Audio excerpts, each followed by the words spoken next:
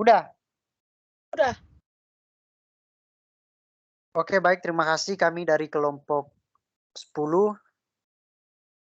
Ada saya Christian dengan NIM 2131150033. Terus ada Irna Septiani dengan NIM 2131150059. Ada Elisa Apriani dengan NIM 2131150104. Oke, jadi di sini kami akan mempresentasikan materi investment atau investasi.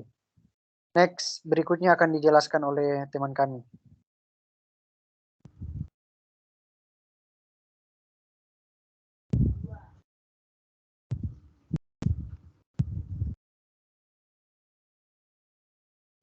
Pertama, apa itu investasi? Pengeluaran untuk investasi memiliki peran penting tidak hanya dalam pertumbuhan jangka panjang, tetapi juga dalam siklus bisnis jangka pendek.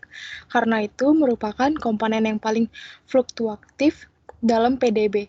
Ketika pengeluaran untuk barang dan jasa menurun selama resesi, sebagian besar penurunan biasanya disebabkan oleh penurunan investasi.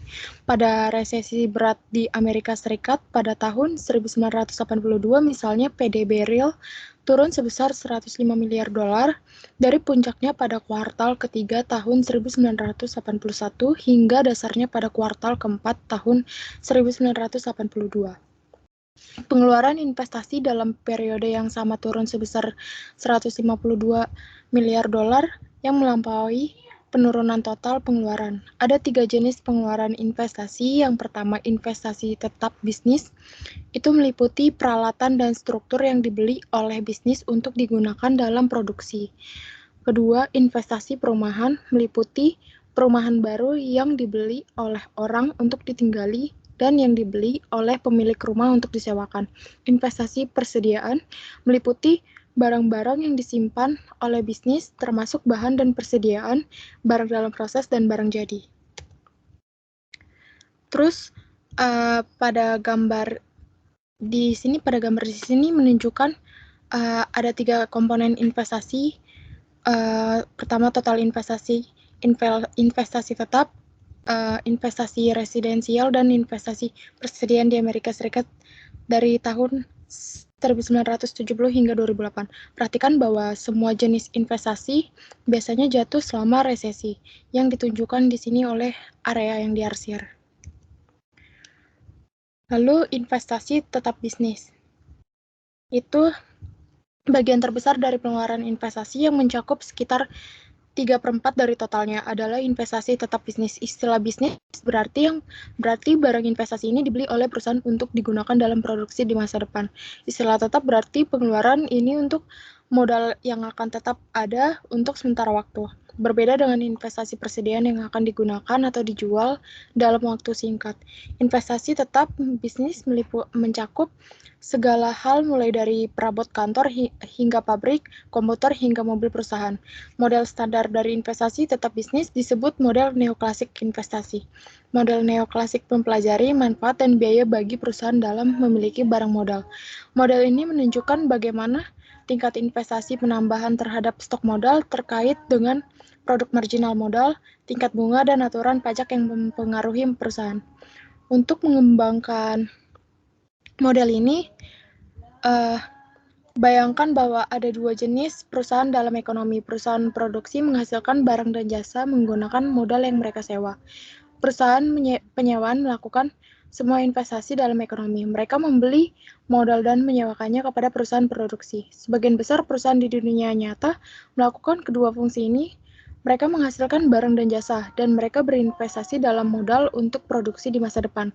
Namun, kita dapat menyederhanakan analisis kita dan memperjelas pemikiran kita dengan memisahkan dua aktivitas ini dengan membayangkan bahwa mereka terjadi di perusahaan yang berbeda.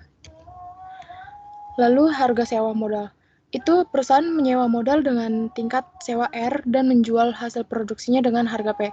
Biaya nyata dari satu unit modal bagi perusahaan produksi adalah R per P. Manfaat nyata dari satu unit modal adalah produk marginal modal atau MPK. Tambahan output yang dihasilkan dengan satu unit modal tambahan Produk marginal modal menurun seiring dengan peningkatan jumlah modal. Semakin banyak modal yang dimiliki perusahaan, semakin sedikit tambahan unit modal akan menambahkan output-nya. Pada pembahasan sebelumnya, untuk mendapatkan profit, perusahaan menyewa modal sampai produk marginal produk jatuh hingga sama dengan harga sewa yang sebenarnya. Terus pada gambar ini menunjukkan keseimbangan di pasar sewa modal seperti yang telah dibahas sebelumnya. Produk marginal modal menentukan kurva permintaan. Kurva permintaan menurun karena produk marginal modal rendah ketika tingkat modal tinggi. Pada setiap titik waktu, jumlah modal dalam ekonomi adalah tetap, sehingga kurva penawaran bersifat vertikal. Harga sewa modal yang nyata menyesuaikan untuk menyeimbangkan penawaran dan permintaan. Untuk melihat variabel-variabel apa yang mempengaruhi harga sewa keseimbangan, mari kita pertimbangkan suatu fungsi produksi tertentu. Banyak ekonom menganggap fungsi produk Cobb-Douglas sebagai pendekatan yang baik tentang bagaimana ekonomi sebenarnya mengubah modal dan tenaga kerja menjadi barang dan jasa. Fungsi produksi Cobb-Douglas adalah Y sama dengan AK pangkat alpha L pangkat 1 minus alpha, di mana Y adalah output, K adalah modal, L adalah tenaga kerja, A adalah parameter yang mengukur tingkat teknologi, dan alpha adalah parameter antara 0 dan 1 yang mengukur bagian modal dari output. Produk marginal modal untuk fungsi produk Cobb-Douglas adalah MPK sama dengan alpha A buka kurung L per K pangkat 1 minus alpha. Karena harga sewa modal yang nyata, R per P sama dengan produk marginal modal dalam keseimbangan. Kita dapat menulis R per P sama dengan alpha A buka kurung L per K pangkat 1 minus alpha. Terus kemudian ekspresi ini mengidentifikasikan variabel-variabel yang menentukan harga sewa modal yang nyata. Ini menunjukkan hal-hal berikut. Semakin rendah stok modal, semakin tinggi harga sewa modal yang nyata. Semakin banyak tenaga kerja yang digunakan, semakin tinggi harga sewa modal yang nyata. Semakin baik teknologi, semakin tinggi harga sewa modal yang nyata.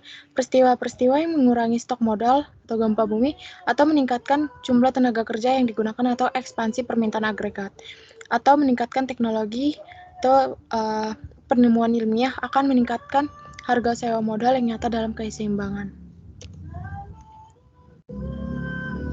Selanjutnya akan dilanjutkan oleh Christian. Oke, selanjutnya yaitu biaya modal. Selanjutnya pertimbangkan perusahaan penyewaan. Perusahaan-perusahaan ini seperti perusahaan penyewaan mobil hanya membeli barang modal dan menyewakannya. Karena tujuan kita adalah menjelaskan investasi yang dilakukan oleh perusahaan penyewaan. Kita mulai dengan mempertimbangkan manfaat dan biaya memiliki modal. Manfaat memiliki modal adalah pendapatan yang diperoleh dengan menyewakannya kepada perusahaan produksi. Perusahaan penyewaan menerima harga sewa modal yang nyata R per P untuk setiap unit modal yang mereka miliki dan sewakan. Biaya memiliki modal lebih kompleks untuk setiap periode waktu di mana perusahaan penyewaan menyewakan satu unit modal, perusahaan tersebut menanggung 3 biaya. Next.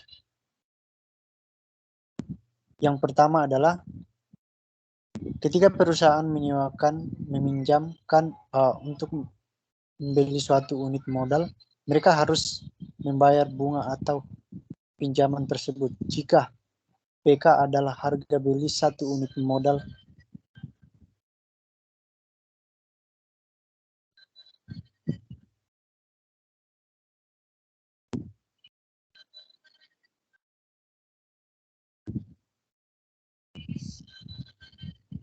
next.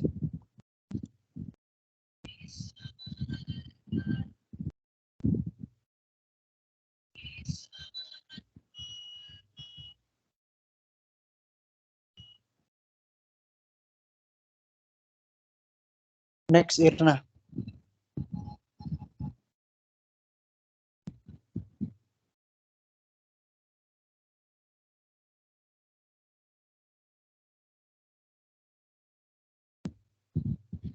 Oke, yang pertama itu ketika perusahaan penyewaan meminjam untuk membeli suatu unit modal, Mereka harus membayar bunga atas pinjaman tersebut. Jika PK adalah harga beli unit modal dan I adalah tingkat bunga minimal, maka IPK adalah biaya bunga. Perhatikan bahwa biaya bunga ini akan sama bahkan jika perusahaan penyewaan tidak perlu meminjamkan. Jika perusahaan penyewaan membeli suatu unit modal menggunakan uang tunai yang dimiliki, mereka kehilangan bunga yang bisa mereka peroleh dengan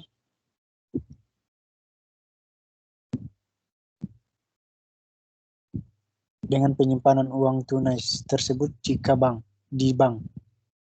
Dalam kedua kasus tersebut, biaya bunga sama dengan IPK.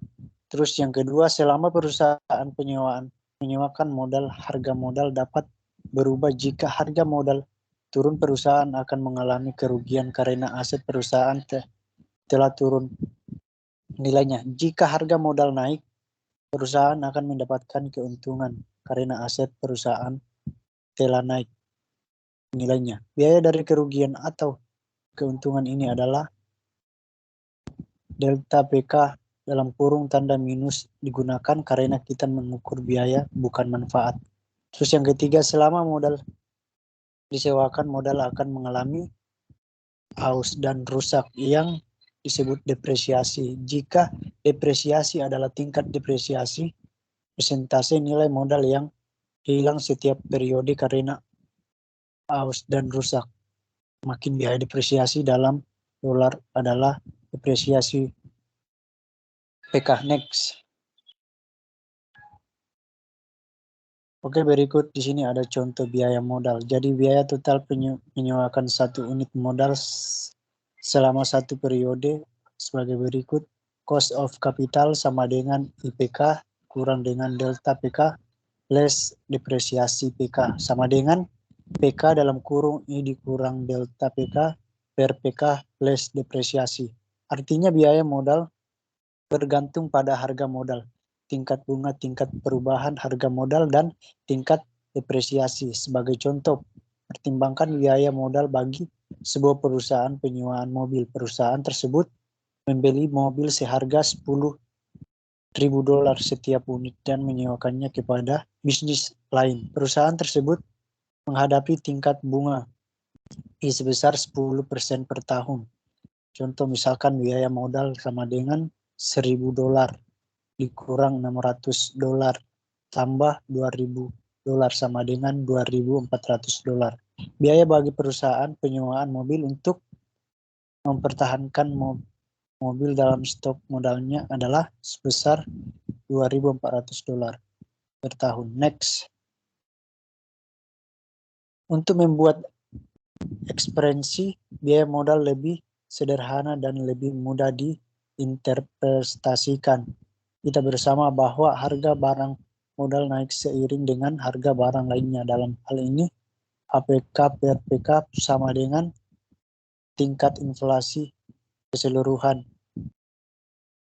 I karena I dikurang P sama dengan tingkat bunga real. R, kita dapat menulis biaya modal sebagai berikut. Contoh misalkan biaya modal sama dengan PK dalam kurung R plus depresiasi. Persamaan ini menyatakan bahwa biaya modal tergantung pada harga mobil, tingkat bunga real, dan tingkat depresiasi. Terakhir, kita ingin menyatakan biaya modal relatif terhadap barang lain dalam ekonomi. Biaya modal real kurang biaya membeli dan menyewakan unit modal yang diukur dalam unit output ekonomi adalah sebagai berikut. Biaya modal real sama dengan dalam kurung PK per P R plus depresiasi. Persamaan ini menyatakan bahwa biaya modal real bergantung pada harga relatif barang modal PK per P, tingkat bunga real R, dan tingkat depresiasi. Next. Penentu investasi. Sekarang pertimbangkan keputusan perusahaan penyewaan mengenai apakah akan meningkatkan atau merugikan stok modalnya. Untuk setiap unit modal, perusahaan memperoleh pendapatan real R per P dan menanggung biaya real dalam kurung PK per P R plus depresiasi. Laba real per unit modal adalah profit rate sama dengan review dikurang cost sama dengan R per P dikurang dalam kurung PK per P R plus depresiasi. Hal ini karena harga sewa modal real dalam keseimbangan sama dengan produk marginal modal. Kita dapat menulis laju keuntungan sebagai berikut. Laju keuntungan sama dengan MPK dikurang PK per P dalam kurung R plus depresiasi. Perusahaan menyewakan akan menghasilkan keuntungan jika produk marginal modal lebih besar dari biaya modal. Perusahaan akan mengalami kerugian jika produk marginal lebih kecil daripada biaya modal. Next. Contoh misalkan delta K sama dengan IN MPK dikurang PK per P dalam kurung R plus depresiasi, di mana IN adalah fungsi yang menunjukkan seberapa besar investasi bersih merespons insentif untuk berinvestasi. Sedangkan kita dapat menurunkan fungsi investasi total pengeluaran untuk investasi, tetapi bisnis adalah jumlah dari investasi bersih dan penggantian modal yang mengalami depresiasi. Fungsi investasi adalah I sama dengan IN MPK dikurang PK per P dalam kurung R plus depresiasi. Investasi tetap bisnis bergantung pada produk marginal modal, biaya modal, dan jumlah depresiasi. Model ini menunjukkan mengapa investasi bergantung pada tingkat bunga. Penurunan tingkat bunga real menurunkan biaya modal. Ini secara karenanya meningkatkan jumlah keuntungan dari kepemilikan modal dan meningkatkan insentif untuk mengakumulasi lebih banyak modal. Demikian pun peningkatan tingkat bunga real meningkatkan biaya modal dan menyebabkan perusahaan mengurangi investasi mereka. Next. Produk marginal kapital atau dalam kurung MPK sama dengan PK per P dalam kurung R plus depresiasi. Dengan demikian dalam jangka panjang produk marginal modal sama dengan biaya modal. Sebenarnya kecepatannya penyesuaian menuju keadaan keseimbangan tergantung pada seberapa cepat perusahaan penyesuaian stok modal mereka, yang pada gilirannya tergantung pada seberapa mahal membangun, mengirimkan, dan menginstal modal baru. Next. Oke, berikut akan dijelaskan oleh saudara kami Lisa. Pajak dan investasi. Undang-undang pajak mempengaruhi insentif perusahaan untuk mengumpulkan modal dalam banyak cara. Terkadang membuat kebijakan mengubah kode pajak untuk mengubah fungsi investasi dan mempengaruhi permintaan agregat. Di sini kita mempertimbangkan dua ketentuan yang paling penting dalam perpajakan perusahaan. Pajak pendapatan korporasi dan kredit pajak investasi. Pajak pendapatan korporasi adalah pajak atas keuntungan perusahaan.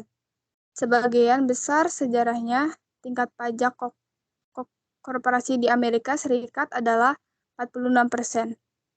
Tingkat tersebut diturunkan menjadi 30% pada tahun 1986 dan kemudian dinaikkan menjadi 35% pada tahun 1993 dan tetap pada tingkat tersebut hingga 2009 saat buku ini akan dicetak.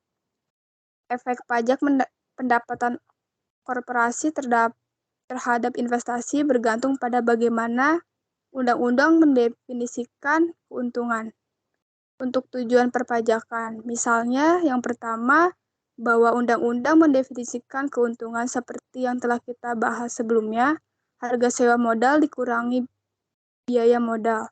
Dalam kasus ini, meskipun perusahaan akan membagi sebagian keuntungannya dengan pemerintah, masih rasional bagi mereka untuk berinvestasi jika harga sewa modal melebihi biaya modal. dan untuk mengurangi investasi. Jika harga sewa modal kurang dari biaya modal, pajak atas keuntungan yang diukur dengan cara ini tidak akan mengubah insentif investasi. Next slide. Namun,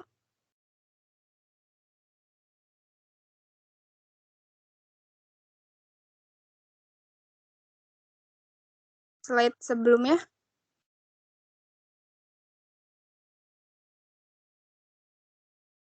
Namun, karena definisi keuntungan dalam Undang-Undang Pajak, pajak pendapatan korporasi mempengaruhi keputusan investasi. Terdapat banyak perbedaan antara definisi keuntungan dalam undang-undang dan definisi kita. Salah satu perbedaannya adalah perlakuan terhadap depresiasi. Definisi keuntungan kita mengurangi nilai depresiasi saat ini sebagai biaya. Artinya, depresiasi didasarkan pada berapa banyak biaya yang diperlukan saat ini untuk menggantikan modal yang sudah haus. Sebaliknya, dalam hukum pajak korporasi, perusahaan mengurangi depresiasi dengan menggunakan biaya historis. Artinya, pengurangan depresiasi didasarkan pada harga modal saat pertama kali dibeli. Pada periode inflasi, biaya penggantian lebih besar daripada biaya historis, sehingga pajak korporasi cenderung mengabaikan biaya depresiasi dan mengoperasikan keuntungan. Akibatnya, undang-undang pajak melihat adanya keuntungan dan memperlakukan pajak bahkan ketika keuntungan ekonomi adalah nol, yang membuat kepemilikan modal menjadi kurang menarik. Oleh karena itu, banyak ekonom percaya bahwa pajak pendapatan korporasi menghambat investasi. Next slide. Next. Pasar saham dan Tobin Key. Banyak ekonom melihat adanya hubungan antara fluktuasi investasi dan fluktuasi di pasar saham. Istilah saham mengacu pada saham dan dalam kepemilikan perusahaan. Dan pasar saham adalah pasar di mana saham-saham ini diperdagangkan. Harga saham cenderung tinggi ketika perusahaan memiliki banyak peluang investasi yang menguntungkan. Karena peluang keuntungan ini berarti pendapatan masa depan yang lebih tinggi bagi pemegang saham. Dengan demikian, harga saham mencerminkan investif untuk berinvestasi. Ekonom yang memegang Nobel dan James Tobin mengusulkan bahwa perusahaan mengambil keputusan investasi berdasarkan rasio berikut, yang sekarang dikenal sebagai Tobin's-Key. Key sama dengan market value of installed capital atau replacement cost of installed capital. Pembagian dari Tobin's-Key adalah nilai modal ekonomi yang ditemukan oleh pasar saham. Penyebutannya adalah harga modal tersebut jika dibeli pada saat ini. Tobin berpendapat bahwa investasi bersih harus bergantung pada apakah Key lebih besar atau lebih kecil dari 1. Jika Key lebih besar dari 1, maka pasar saham menghargai modal yang sudah berpasang dengan nilai di atas biaya penggantian modal. Dalam hal ini, manajer dapat meningkatkan nilai pasar saham perusahaan mereka dengan membeli lebih banyak modal. Sebaliknya, jika Key kurang dari 1, pasar saham menghargai modal dengan nilai di bawah biaya penggantian modal. Dalam hal ini, manajer tidak akan menggantikan modal saat modal tersebut habis. Next slide.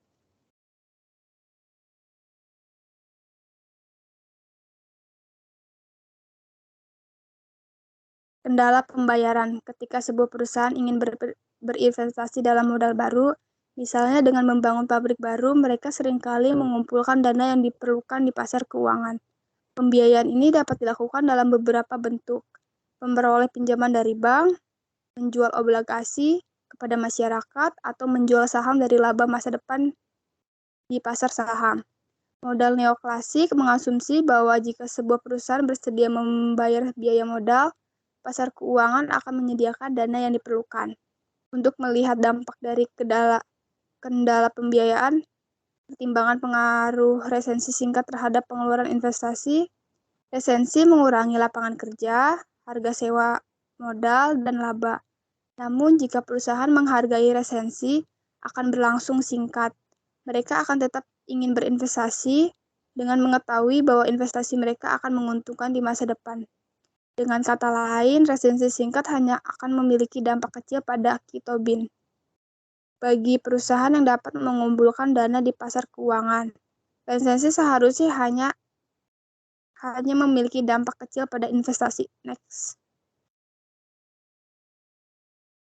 Investasi residensial. Keseimbangan stok dan pasokan arus dalam pasar saham. Ada dua bagian dalam modal ini. Pertama, pasar untuk stok rumah yang ada menentukan harga perumahan yang seimbang. Kedua, harga perumahan menentukan arus investasi perumahan. Panel A dari gambar 18-5 menunjukkan bagaimana harga relatif perumahan PH atau P ditentukan oleh pasokan dan permintaan untuk stok rumah yang ada. Pada setiap titik waktu, pasokan rumah adalah tetap. Kami menggambarkan stok ini dengan kurva pasokan yang vertikal. Kurva permintaan rumah menurun karena harga tinggi membuat orang tinggal di rumah yang lebih kecil, berbagai tempat tinggal, atau bahkan menjadi tunawisma. Harga perumahan disesuaikan untuk menyeimbangkan pasokan dan permintaan. Next.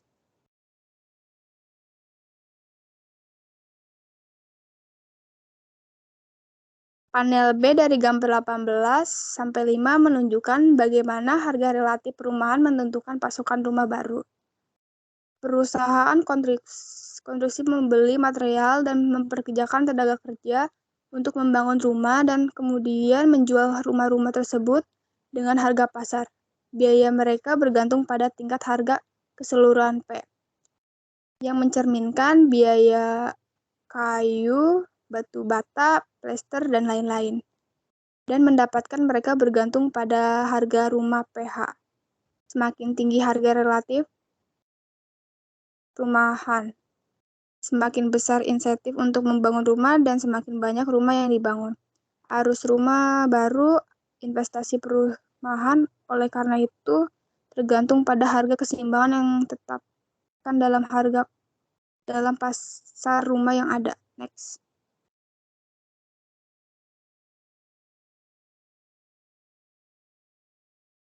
Investasi persediaan. Investasi persediaan, barang-barang yang bisnis simpan di gudang pada saat yang sama tidak signifikan dan sangat penting. Ini merupakan salah satu komponen pengeluaran terkecil, rata-rata sekitar 1% dari PDB. Namun, volatilitas yang luar biasa membuat menjadi pusat dalam studi fluktuasi ekonomi.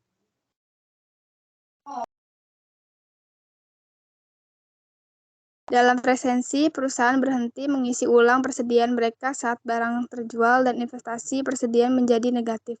Dalam resensi, biasa lebih dari setengah penurunan pengeluaran berasal dari penurunan investasi persediaan. Next.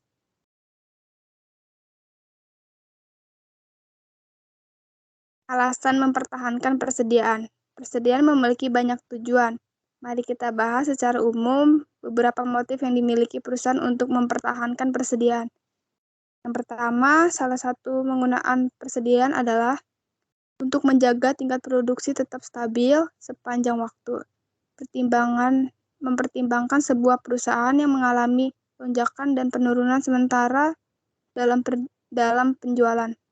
Alih-alih menyesuaikan produksi sesuai dengan lokasi penjualan, perumahan mungkin menentukan lebih murah untuk memproduksi barang dengan tingkat yang tetap. Ketika penjualan rendah, perusahaan memproduksi lebih dari yang dijual dan menyimpan barang ekstra ke dalam persediaan. Ketika penjualan tinggi, perusahaan memproduksi kurang dari yang dijual dan mengambil barang dari persediaan. Motif mempertahankan persediaan ini disebut penghalusan produksi. Alasan kedua itu mempertahankan persediaan adalah bahwa hal ini dapat memungkinkan perusahaan beroperasi dengan lebih efisien. Toko retail misalnya dapat menjual barang dagangan dengan lebih efektif jika mereka memiliki barang yang bersedia untuk ditunjukkan kepada pelanggan. Perusahaan manufaktur menyimpan persediaan suku cadang untuk mengurangi waktu perhentiannya saat mesin rusak. Dalam beberapa hal, kita dapat melihat persediaan sebagai faktor produksi. Semakin besar stok persediaan yang dipegang oleh perusahaan, semakin banyak output yang dapat diproduksi. Next.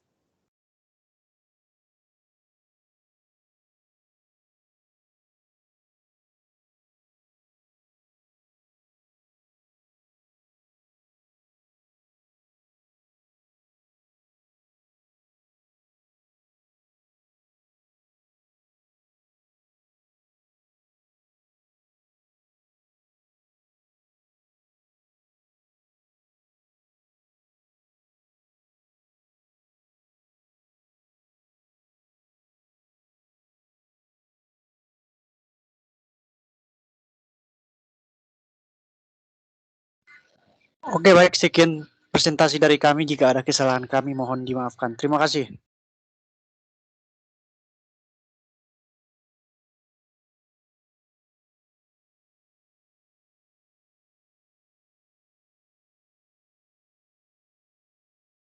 Udah kan?